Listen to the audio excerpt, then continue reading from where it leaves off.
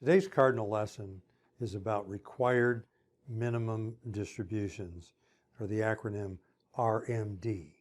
And so it's talking about your IRA, your 401k, and what is qualified money, that money that you haven't paid taxes on. And a lot of people just skip studying about this.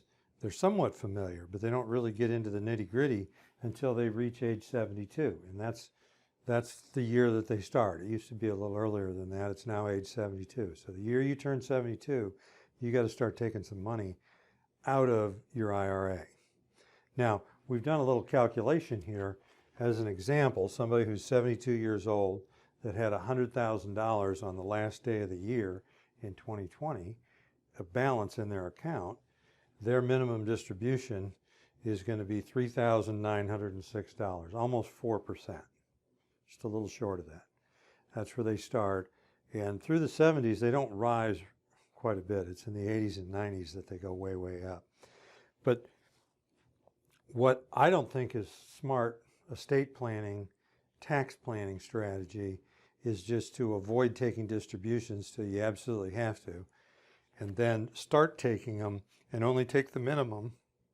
What that's going to leave you is a whole bunch of money, of untaxed money, at your death, and it's going to go to your heirs or your children, and it's going to be, half of it's going to be gone in taxes.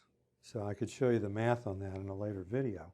So what should we do? What do we recommend? Well, typically to start distributing as early as possible.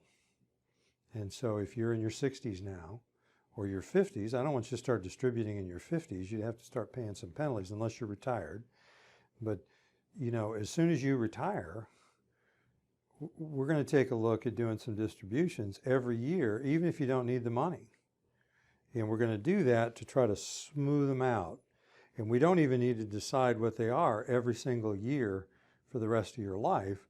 We can just create a zone and we can look at it year by year. When you do get to 72, all this is saying is you got to take at least that much. And the whole deal with IRAs is they really were put in place and gained popularity 40 years ago, 30 years ago, and they replaced pensions. Most people 50 years ago used to have a pension, and they didn't have much money or cash that they could lay their hands on. Now, most people don't have a pension, and what they do have is a 401k, an IRA, a balance, which looks like and is a lot of money. They've never paid tax on it, and what it's there for is to create an income for you in retirement. And this is just the government saying to you, if you don't start drawing on this thing when you get to be 72, we're going to make you. Anytime the IRS has something, they use the required word, you know, required distribution. That's going to generally be good for them and, you know, bad for you. And so this makes short-term tax sense to take the minimum, because if you take the least amount out, you're going to pay the least tax.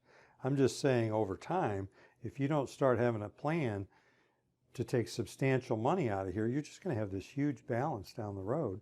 We see it all the time. And then we're advising the kids and trying to avoid a big tax hit. There's smarter ways to do this. So, you know, if your spouse is 10 years younger than you, you're able to make this minimum distribution a little bit less. But bottom line is you should start earlier than 72 distributing. You also can use a Roth conversion strategy. Roth IRAs have no minimum distributions, so it's just there for you tax-free whenever you want it. You can leave it to your heirs. It's tax-free to them. So I'm Hans Scheil, and I thank you for listening.